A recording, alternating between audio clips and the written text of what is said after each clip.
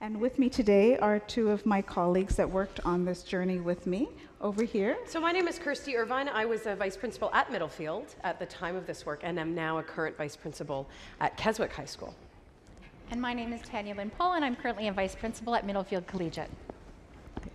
So our modern learning journey was really about accessing voice. So trying to get a sense of what staff were thinking, what students were thinking, in order to try and figure out how our teaching and learning environments would be different. And as we went along this journey, we realized that there were three pieces that really contributed to deep learning that was taking place in our schools. One was a desire to try.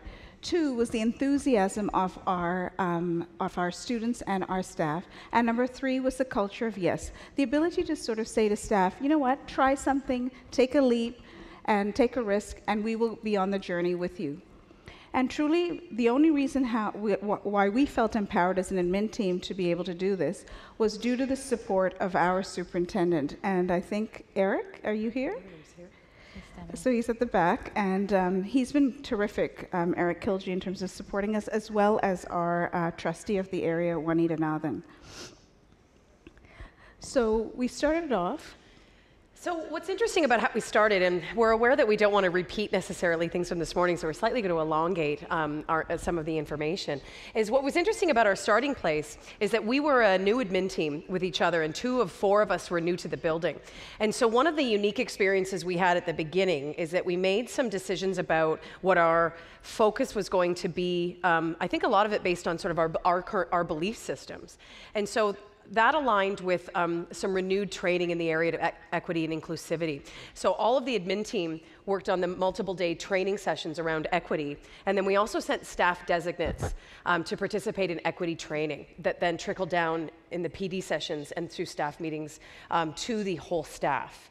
And so that led to a real focus and commitment in the school to inclusion and equity, and that seemed to be part of the thinking that was leading the work around the time we started really delving into student voice, specifically with these town hall meetings. So the town halls, like I mentioned this morning, were really focused on open-ended prompts for students that you can see are positively framed simply to get a starting place for where they were feeling. And the teachers who participated in this with admin were members of the Positive Climates for Learning team. So 2 or 3 teachers that were already fully invested in the work and really wanted to hear from students. And they also happened to be students that I think, staff that worked a lot with students in student clubs and in coaching. So students felt very safe and comfortable with those teachers. Important was getting a cross-section of students. We had students who were in our AP courses, Reaching Ahead. We had students with special education needs. We included our ELL learners, and also students from every pathway. So we definitely were getting a different perspective every single time. And there were times actually we ended up with all genders because we found that sometimes the students would share more based on the makeup of the students in the room. And we were really focused on hopefully getting really practical examples for staff. Like one of the very first examples we shared with staff that we thought was this great practical application for classrooms is simply by sharing, and this isn't, new, that all of our students said, we really love it when our teachers stand in the doorway and say good morning or good afternoon. Like that was just one of those lovely little things. But we didn't get a lot of those practical pieces because they instead wanted to talk about the cafeteria and wanted to talk about the lobbies. And I found in the beginning, probably an error, wanting to kind of get them back onto these questions. And what about the classroom? I want to talk about the classroom. And instead, what we noticed as a trend from grade 9 all the way to grade 12 is that the focus really was on these community spaces, the lobbies, the lockers. So then after we started hearing this in the town halls, then we probed, like, why do you sit in that area and eat lunch in that small area in the locker banks? And why don't you use a cafeteria when it's that size? And the answers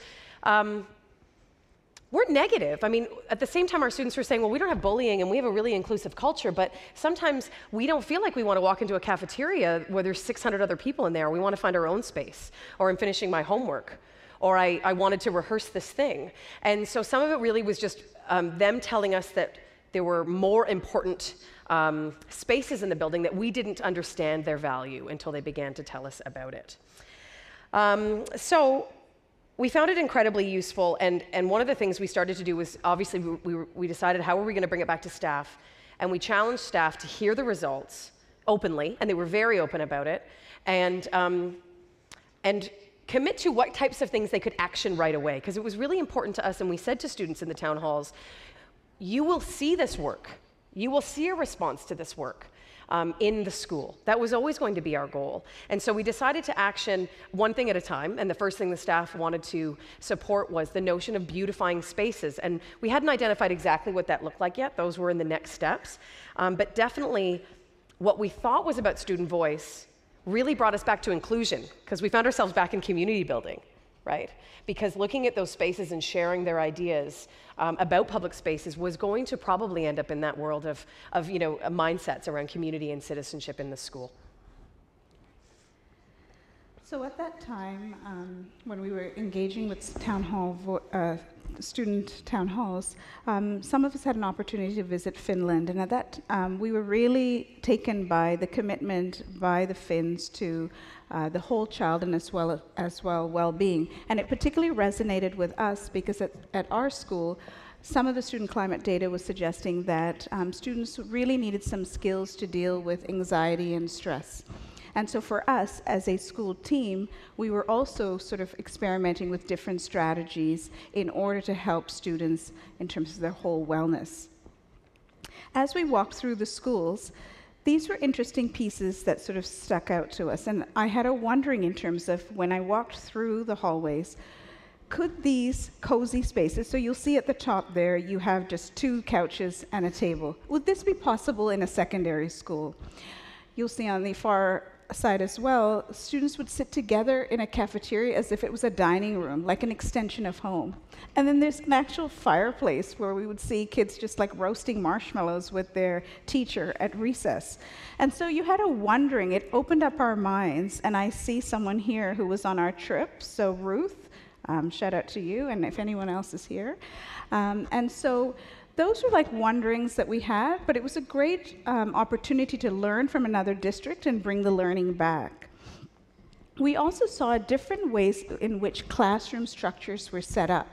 So the way in which a kindergarten class like this had tables and desks that were shaped just differently in order to promote collaboration. And it made us think, I wonder if we can change simple pieces like desks in order to foster teamwork in a class. The other picture that you see was just a different way to set up a classroom. So you could have round tables for group work, but you could also give students an opportunity to sit elsewhere. For example, the bean bags that you see at the back. So it started us thinking in terms of how might we change classroom spaces to make them more inviting, because we know when students feel like they're included and they feel comfortable and invited in class, there's more of an opportunity for great brainstorming and ideas to emerge. And so we went to our staff. We have an awesome staff at Middlefield, lots of wonderful people, and we shared some of the learning from Finland.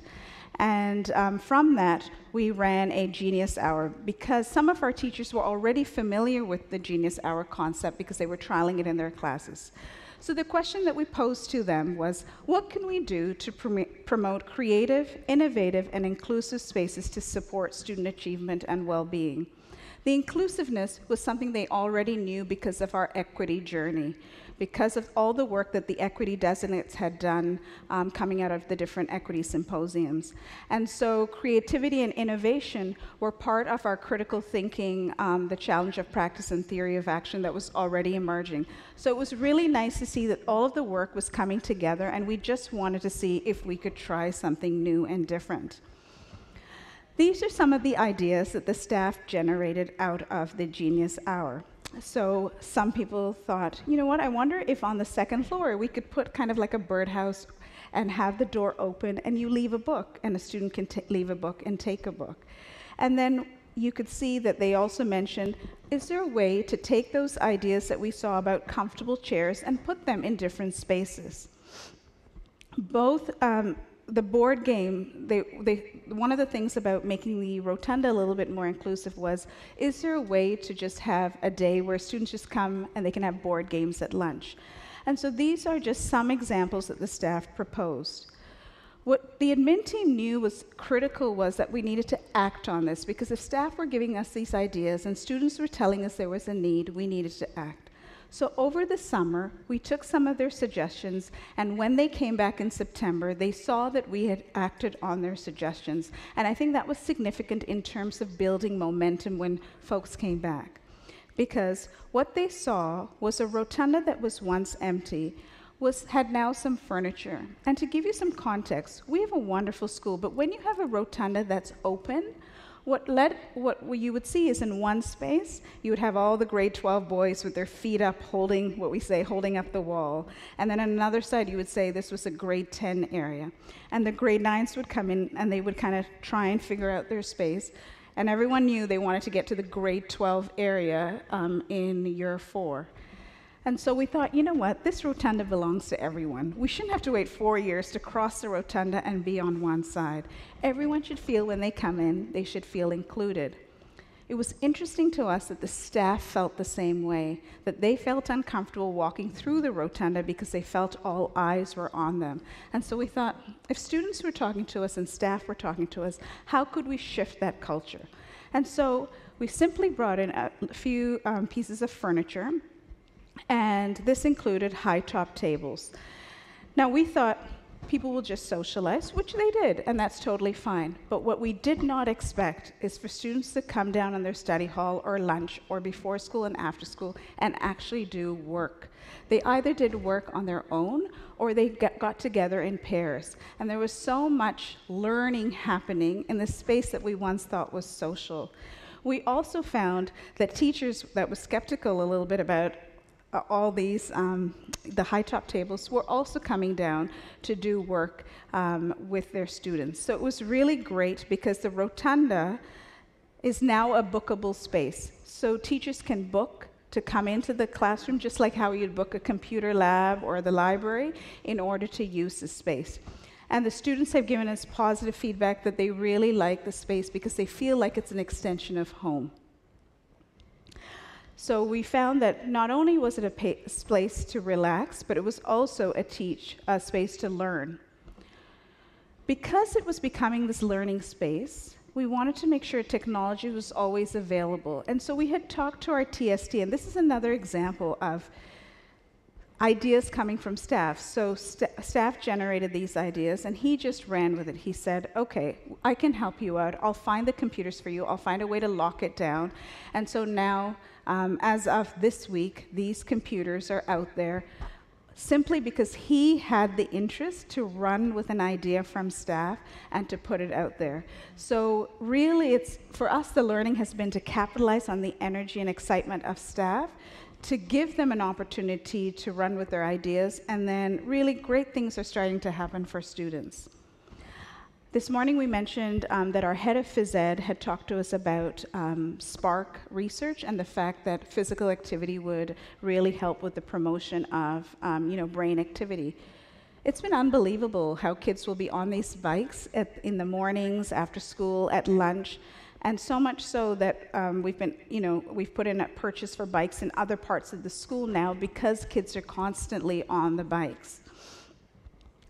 The hallway balconies were once bare, and kids would just sit around on the floor, having their lunch, and we wanted it also to be more inviting. So we just started experimenting with putting couches in the hallway balconies, and kids started gravitating towards it. In every single period, if students have a study hall, you will find them studying and learning.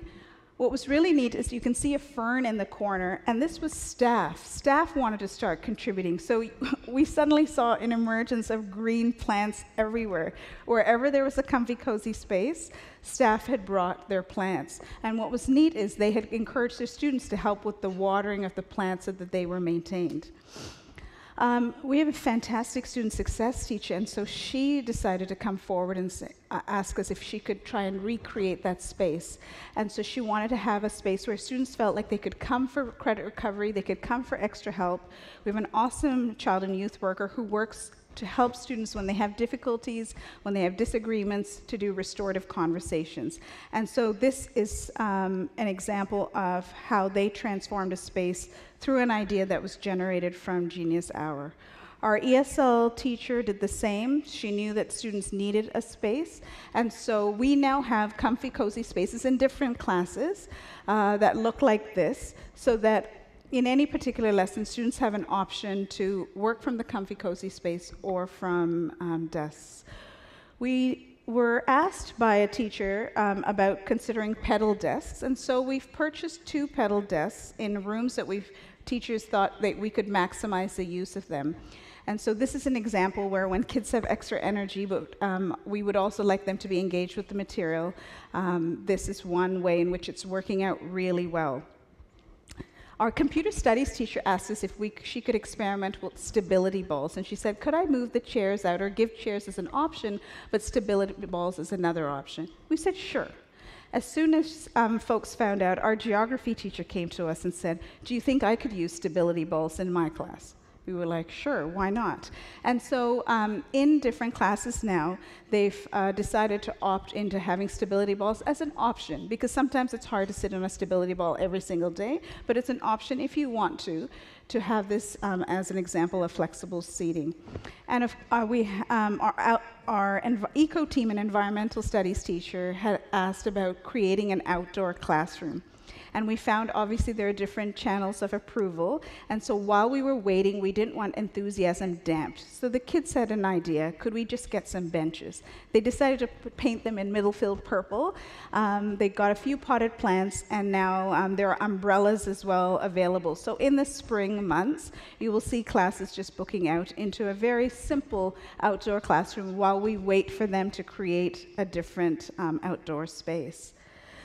So lots of unexpected outcomes. We just thought, you know what, we would try very small in terms of the hallways and the rotunda. And there were all these unexpected outcomes of teachers just feeling, I think, permission to try. And so they have created just this warm, inviting, inclusive space at Middlefield. And so, can I just jump on a couple of For things sure. Janani mentioned? So when that slide that showed a whole bunch of the ideas that came out of Genius Hour, what we started to see also is that teachers began to act on those things as well. There's one, for instance, in there that indicates, why don't we do TED Talks as a school or as a community? The ESL department, for instance, having talked about that in the Genius Hour, they just took that on and later invited us to their TED Talk presentation. And we found that people, out of the nature of just doing that kind of Genius Hour work, which is really interesting if you haven't done one, led to a lot of the staff just doing their own work because they were seeing that it was happening in the building. And I think, like Janani has said before, momentum can be really catching. And also on there, we had a lot of teachers who were really interested in a living wall. And so I've sparked this because I see our Markham District colleagues in front of us.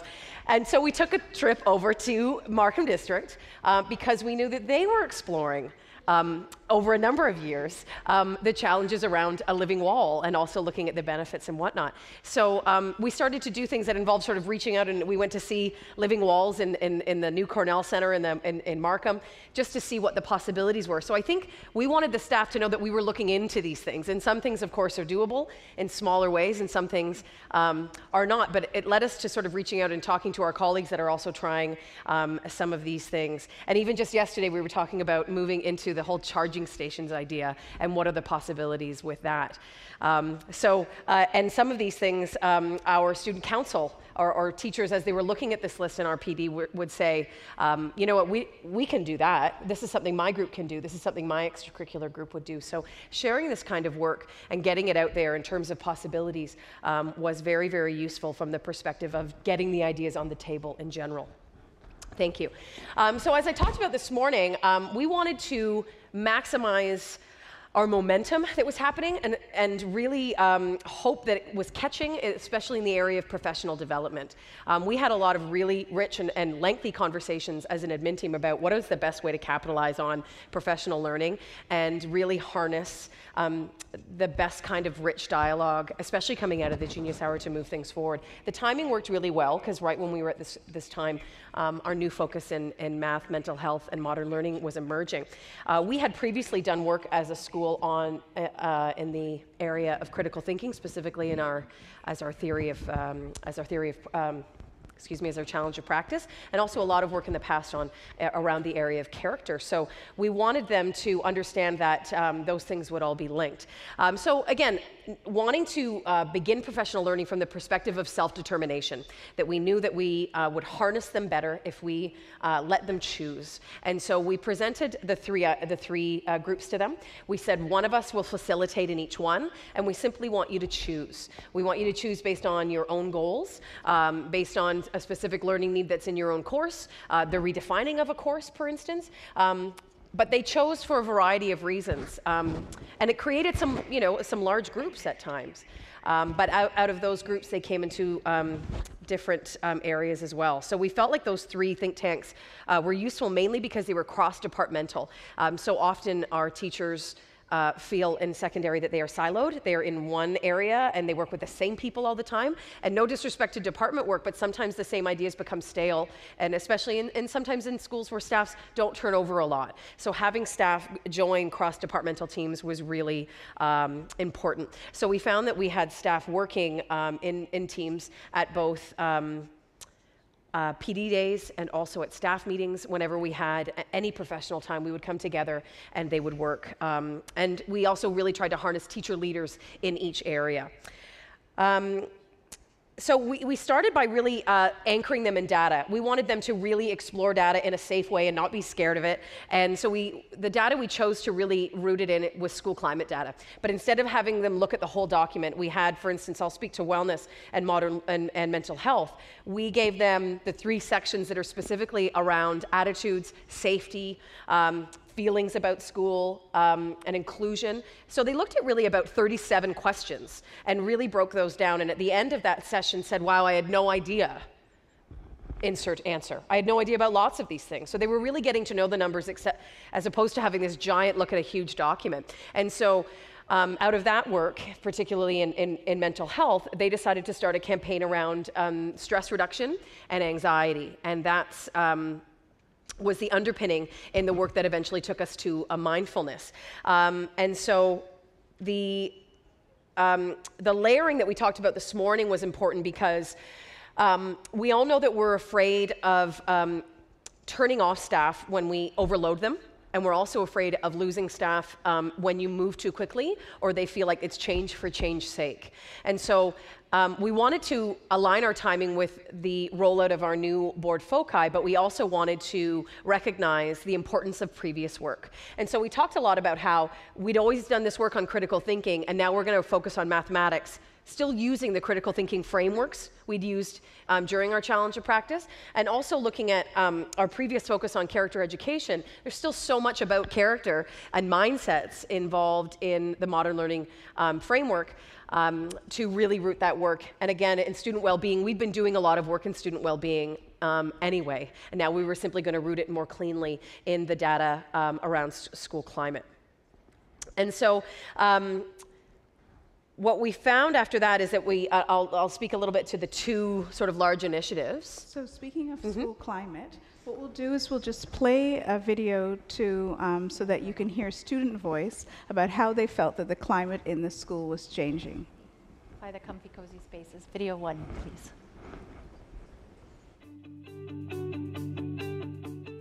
I think it kind of feels like home away from home is what it seems like. Okay, so what I noticed before were that students would be sitting on the floors around the hallways, everywhere, first, second, and third floor, and they would have their laptops out and there's paper spread around. And what I noticed now is that those students are using the same workspaces that are there now, but they're seated comfortably and there's somewhere for them to place their books and their laptops. For some people, they are very scared to go through the rotunda, and like when the couches are there, it looks like everyone's having fun, they're respectful, and people might have the courage to go through a rotunda and actually make friends while they're in the rotunda. And most importantly, they feel like it's a sense of us, of we, instead of a sense of I. And for me as a teacher, as for a person, I think that's an amazing thing to have at a school that you work at. We like it, the kids like it. It's a great addition to our school.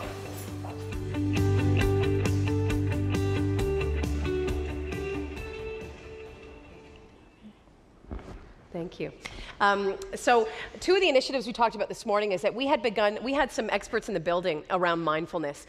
We are fortunate enough to run at Middlefield an IDC course in yoga and the art of well-being, which had typically harnessed a class worth of kids who were really interested in that kind of work, but the teacher connected to that work had been somebody who was really focused on mindfulness. And around the time, I believe it was last year, the board was hosting a mindfulness training program in which admin and both staff took part in. And so what we started to do was launch the notion out of our think tank that we would participate in whole school wellness. And in order to get through sort of the safety of it and make sure that the people who knew how to deliver it were delivering it well, we decided to do it over the PA and deliver it every Monday morning. And so it was a great way to start the week, rooted in, at the beginning, just a beginner lesson in what mindfulness meant. And then throughout the year, really moving into guided breathing, into reflection, into being present and all various types of activities. So that would really take place in the morning on Mondays. And then on Fridays, we participated in a physical Friday activity, again on the PA, where we would, we were going to listen to one. Let's listen to one. I'll give you an example. So this is one of our teachers who does a lot of the recordings in the morning, who is an expert in this field, but this is what it would sound like on our PA in the morning. Today is Mindful Monday. We're going to try a slightly different breath today, where we make our exhales longer than our inhales. Making our exhales longer than our inhales calms our nervous system, reduces anxiety, and can help with insomnia, which is the inability to sleep. This is a good breath to do at night before you go to sleep, or when you are feeling nervous or anxious, for example, just before a test. Begin by firmly planting both your feet on the ground. You can rest your hands on your legs or the table. Pull your shoulders down and back to achieve better posture. Reach the crown of your head towards the ceiling. You can close your eyes or gaze at your hands. We're going to inhale for 2 hands. We could do it. Start breathing. Thank you. I could see some of you doing it. Deanna, I saw you reaching your crown towards the ceiling. Well done. So just to give you a tip, and also you can hear in there that we made explicit connections to why the students would do this, when they would do it, and what the learning outcomes for them would be. So it really built over time. Then we did Physical Fridays. So this is an example of a resource, a really excellent resource that I ask you to go find if you're interested in something like this. It's I think you can probably find it online. Our phys ed head provided this for us, and it became our very first Physical Friday, and we've returned to it a number of times. It's called the Physical Alphabet, and we simply began on a Friday morning by asking students to begin the day by simply physically acting out the letters. And I think we started on our very first day. We did physical, or we did Friday. And the whole building was doing it at once, again, set to music. So it was a great opportunity to get everybody moving at once in a safe way. So really, really excellent work. And we found that we had, great responses from staff and students around the various activities. And so what was neat about these, as I said this morning, is yes, they were about wellness and very much they were about physical activity, but the inclusion we started speaking about a year earlier and the equity work we've been speaking about, everything seemed to be coming together in a way that we were all sharing experiences, and it was very much in the sort of fabric of the building.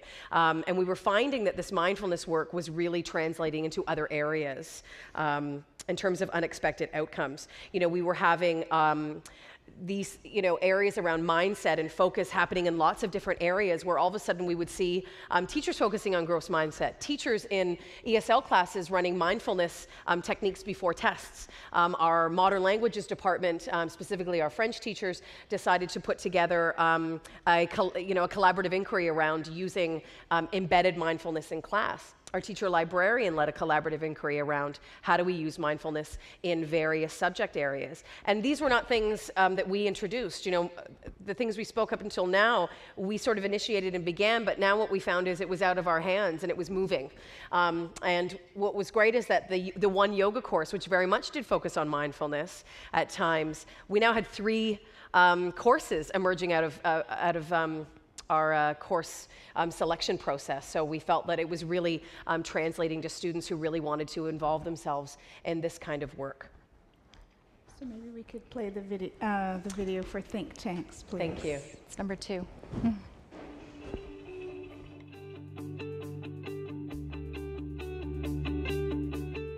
During Middlefield's 3 think tanks that we had for the 3 M's, I was in the mental health think tank, and about 40 staff members and 1 vice principal facilitator tried to do some brainstorming, which was what we now do is a school-wide initiative.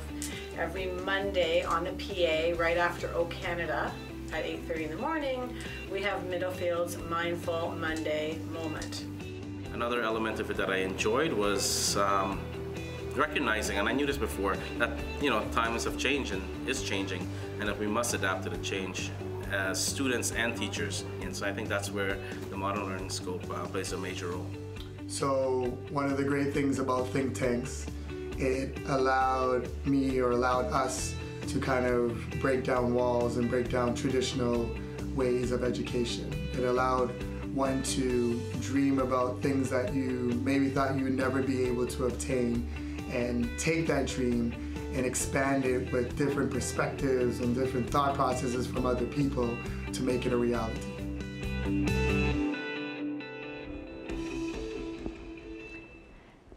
So along with that theme of, big if, we continue to ask if. And we asked our staff the following questions. Dear staff, have you ever? And you can see the questions up there. And the teachers really slowly started to engage with us. What they were doing is they'd come to us with their ideas, and we would probe their thinking. We would see overlapping possibilities with the think tanks, and everything was coming together, and we invited them to join us on our journey. And what we did is we connected with other educators and around the world, and looking at different ways through Google exploration as well as Twitter.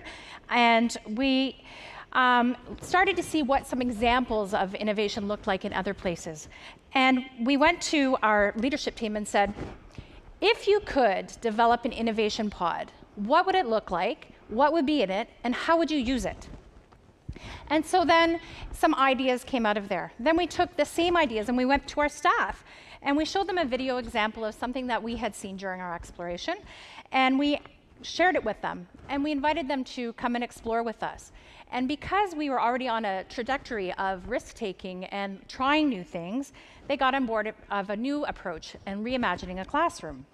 So we connected using Google Hangouts with an educator in the States, and our teachers sat around and we were Googling hangouting, I guess, together, and they asked questions about teaching, instruction, space, what needs to be there, what doesn't need to be there, how can we maybe do things a little bit differently. And what happened is this led to the development of the Fresh Space at MCI. And a group of teachers put together this schematic.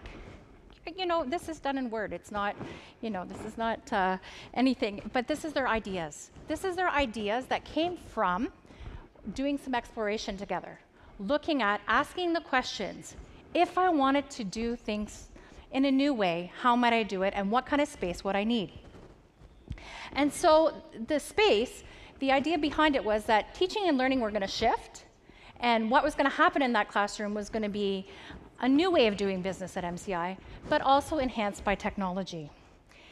So armed with this information and this schematic, the teachers brought it to our whole staff. And what happened was we shared it with the staff and invited them.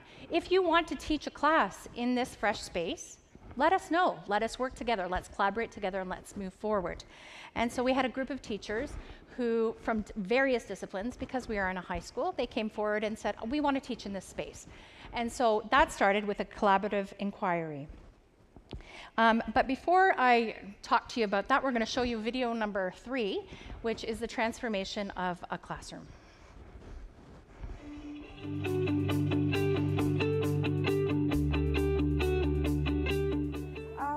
classroom helps us collaborate in many ways, one of which is the fact that we have these really comfortable couches and chairs that we can kind of just hang out with and have a good time, as well as doing our work at the same time. So it doesn't feel like you're hard at work in your classroom or at your own desk doing your work, like focusing on it, as opposed to you're all working together in your comfortable space. It just feels like you're hanging out with everyone while doing a task as well. And then as for our tables, we have whiteboard tables, so that has helped us a lot because we're able to write down our opinions, our ideas, especially when we're collaborating with each other. We have Chromebooks and iPads at our disposal. It's such an easy way to get the technology, which makes our interaction so much easier and collaborative.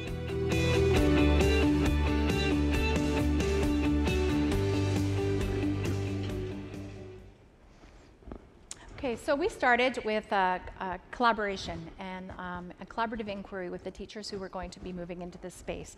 And really what they were asking questions about how collaboration, problem solving, and communication together could be addressed through doing things in a new way and looking at a new approach to teaching and learning. And these teachers really committed to trying to work with the students to develop the skills that are laid out in the modern learning frame. Then, what really came from what they looked at was these 4 things: collaboration, the teacher as a facilitator, how students will be engaged, and looking at inquiry-based learning. So as the teachers were on this journey together, they were recording their journey. They were journaling together, and they created MCI Fresh Spaces blog. And they would go in and journal about what was happening and how their practice was shifting and their ideas and questions about how to move forward from where they were. And so you're going to see some pictures of the classroom. So you've seen the video. So you can see really the green screen is there, the green wall is there to act as a green screen, and the students use it for that purpose. And they have different places that they can sit. And what is really neat, and it's interesting, we're in a high school, all the kids come to class on time because they want to choose where they want to sit. And where they want to sit isn't the same every day. So depending on their needs that day, they just come in and they'll choose where they want to sit. And they flip around throughout the period to figure out where they need to work best during that time. So it's actually really fun, and it's a great, unexpected outcome or added benefit. And so the whiteboard tables as well, we have a whiteboard wall that's almost to the top. Really the idea is let's capture our thinking. So there's no reason, they can be doing it on the tables, they can be doing it on the wall, and then in those tubs, you see the green tubs down there, what they do is they actually take their technology, and it's not one-to-one, so that's important to note, but what they'll do is they'll take a picture and then upload it to their Google Classroom or their Google Drive so that they have all of the same information again. So it's really neat that we're seeing their thinking visibly, and they can start over. And every single period you come in and they're all back white again, and then all of a sudden you go halfway through the period and you see that there's so much learning happening in that classroom. And so some reflections from our teachers. What they did is they, as they were learning, they were journaling, they were getting some ideas, and then they went back and they've shared their learning with our staff through a carousel. So staff got to choose kind of where they wanted to do some learning last year, and one of the areas was how these teachers have moved within this fresh space classroom. And what was really neat is that when teachers came to see it, and these teachers act as open doors teachers anyway, so people would always be popping in and seeing what's going on, but when teachers came to see it and they got to experience it, more teachers wanted to get on board, and they really wanted a space like that. So we're currently in the works of a second space. What's really neat is that it deprivatized the classroom. It deprivatized the practice, and it really opened the door for teachers to be able to co-learn together and really, step out of their box a little bit. And the idea that they're acting as facilitators now is interesting. It's amazing because they see themselves more as facilitators now, and they will say things like, I don't know all the answers, which is very different than I remember 5-10 years ago as a teacher in the classroom myself, where I'd say, let's look it up. But I still didn't know the answers. But really, they really are out there and vulnerable with their students saying, I don't know the answer, let's figure it out together. So they're co-learning with their students, they're co-learning with each other, we're co-learning with them. It's pretty awesome. So if you could play video number 4, I'll let the teachers talk to you about it. How has your teaching practice changed since working in the classroom? There's a lot more communication with my students in this classroom because the nature of the class, there's the couches, there's the whiteboard tables, all this collaboration that you can't just sit back and be an outsider. It pulls the students in.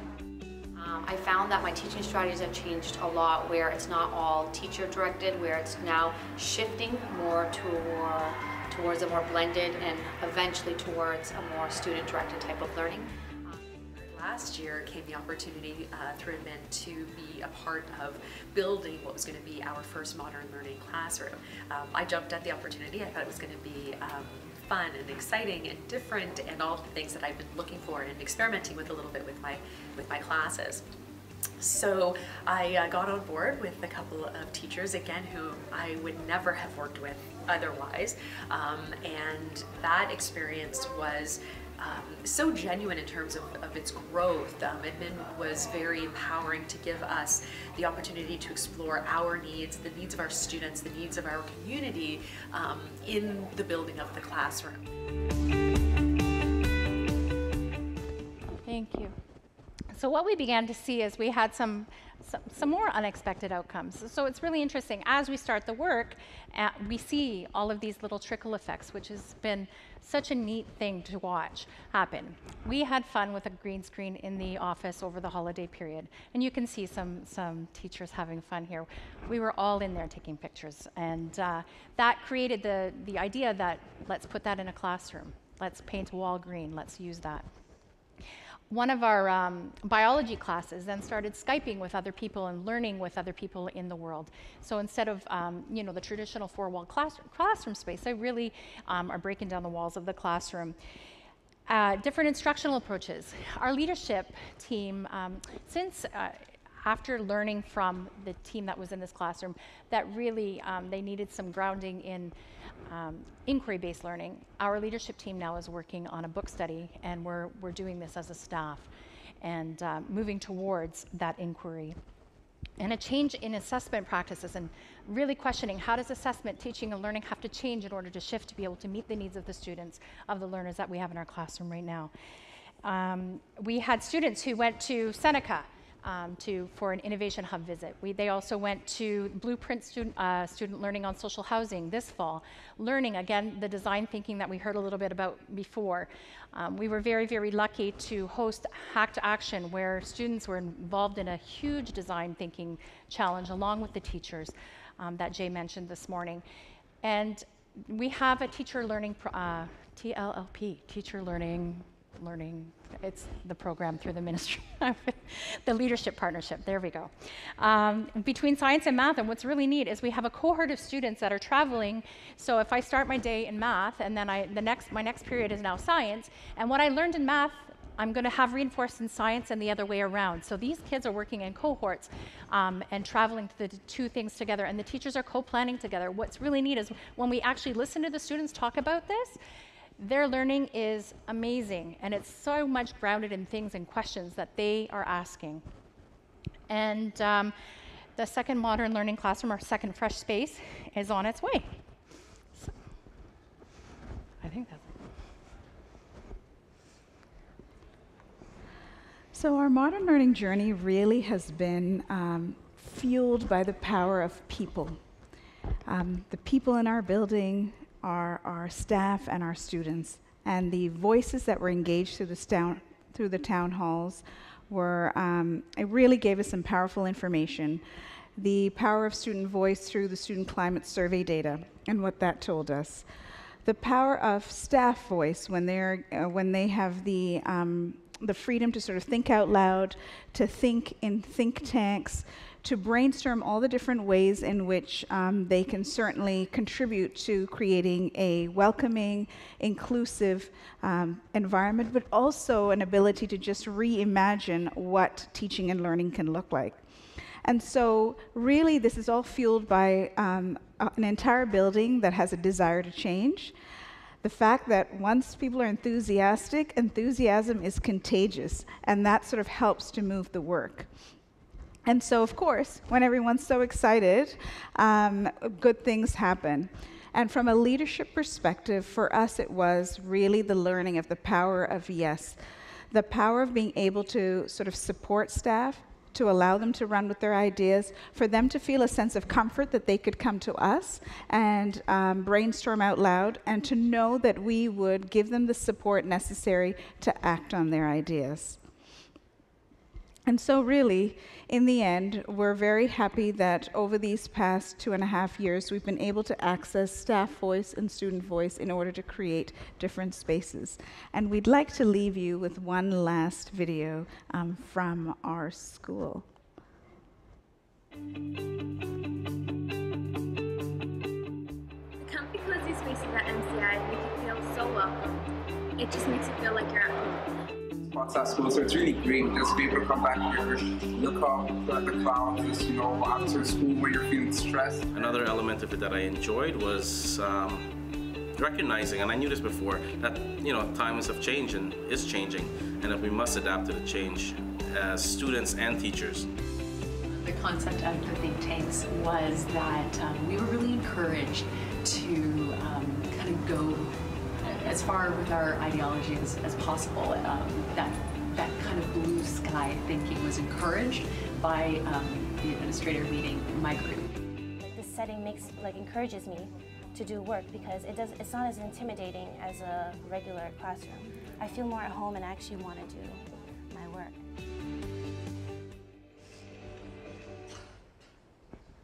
And so we hope from our presentation today and from hearing from the staff and students at Middlefield, the power of being able to dream together, the power of just when we dream together, we're able to change spaces. We're able to change those spaces to be welcoming and inclusive, and the possibility of what would it be like if teaching looked differently? What would it be like if learning looked differently? And so we thank you very much for joining us on this journey today.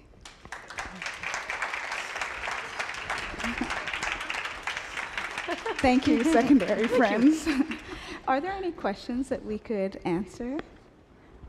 Or any wonderings? Okay, so. Nancy? You say that evaluation has to change. Can you give me some idea of your thinking of how you're going to do that? So one of the areas that we have been focusing on is exactly that, assessment.